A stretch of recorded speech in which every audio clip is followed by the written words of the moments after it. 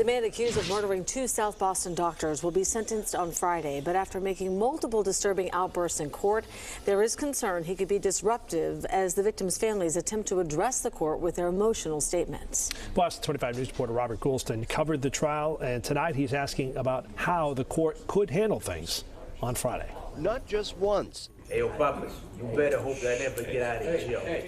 This killer disrupted court 2 times. You want to know his last words? Be quiet.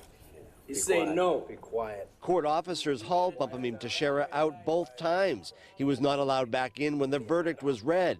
The question now is, will Teixeira stay in line during Friday's sentencing? There's a very experienced judge on the case. My expectation will be that the judge would bring him in to speak with him in open court. David Yannetti has been in the same situation when he prosecuted one of the killers in the Jeffrey Curley murder, a 10-year-old Cambridge boy who was kidnapped, raped, and killed. He got that tar. I pointed at him and said something. I never heard him!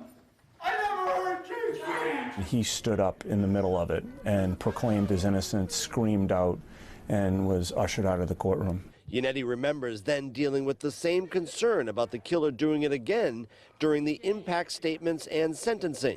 These cases are all pressure-packed. There's a lot of emotion that's bottled up in both sides. The former prosecutor says Teixeira has a 6th Amendment right to be in the room when he's sentenced, but he says there are some scenarios where that may not happen.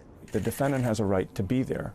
But again, if the judge finds that he's waived that right, either explicitly or through his behavior and not being able to conform to courtroom decorum, he could be ordered out of the courtroom. Yannetti says the judge could also get creative. One suggestion might be that they have a closed caption TV in another room so that he is exposed and actually can see what's going on. Boston 25 News will be in court on Friday to report on what happens. In Boston, Robert Goulston, Boston 25 News.